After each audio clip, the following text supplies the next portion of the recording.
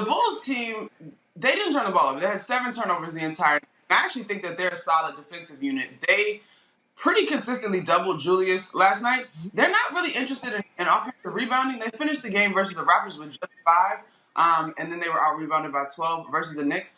DeMar DeRozan is still cold in the mid-range. Lonzo Ball didn't really have a notable game versus the Knicks, but I just think the Knicks' ability to find the hot shooters at the right time. Kemba Walker has 5 threes in this ball game. RJ Barrett rattles off 11 points in the fourth quarter that kind of stemmed the tide. But ultimately, the 2-minute drought, you're up 13, you go on a 2-minute drought, you allow the Bulls to make it close. That's the second time we've kind of seen, or actually third time we've kind of seen this Knicks team panic down the stretch. That is problematic. They were very lucky to get out of there with the dub.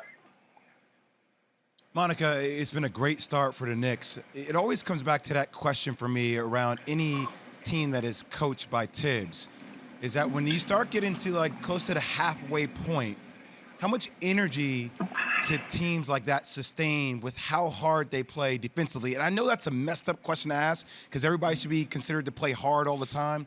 But do you think this team has the depth to sustain that style of play the entire year without going through injuries and things of that sort? Jay, I think that's a great question, and we all have to knock on wood when it comes to injuries. But I do think that the race, as it is currently constructed, is the second unit for the Knicks. I mean, they came into last night as one of the best in the league, right? And I know we're only 2 weeks in, but the stats are what the stats are to this point in terms of outscoring other teams' secondary group. It's funny because D Rose is technically part of that second unit, but he's on the floor to close games a lot of times, right? And if you dig into the box score, at least I don't know the time exactly last night, but over the course of the season so far, you'll look and him and Kemba will almost have split the position or the minutes, right? And so I think the depth and some of this youth turning a corner. Emmanuel quickly is struggling to shoot the basketball right now. I think he will turn a corner.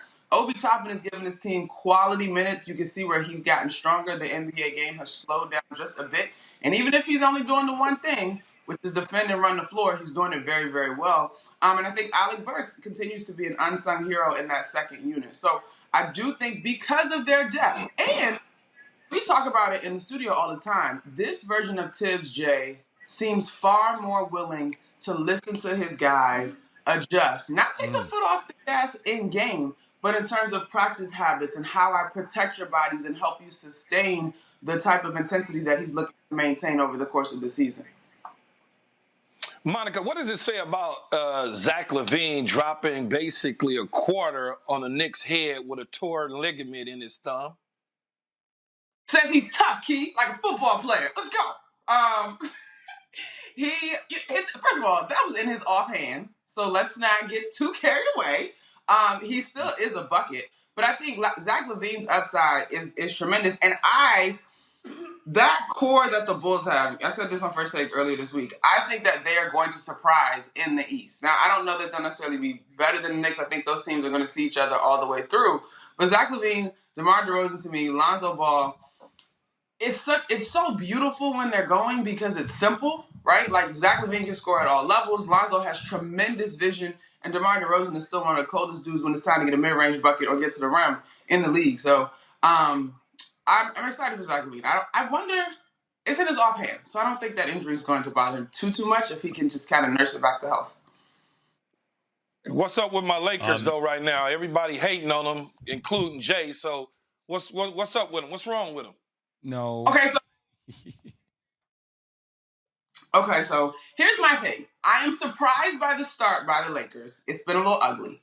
I do think they're going to get it together, but I have the same concern I had when the team first got together. Who's going to play the regular season, right? Because you got a bunch of vets that are only interested in chasing a ring. And Anthony Davis has to be both productive and healthy because, to me, he is the cog that makes the whole thing operate. Well, what they supposed to be into? Chasing a ring. So are you okay with how they started the season knowing that? I still think it's a little uglier than I thought it would be. Yeah. It'll be all right. Monica, we got about a little over a minute. The Lakers been struggling out the gate. They'll get it together. James Harden also, and he's blamed it on the fact that he couldn't play pickup. He's rehabbing this and that, but also there's no D'Antoni. There have been rules changes. There's no Kyrie. What do you see? Like, what can the Nets do to get him going?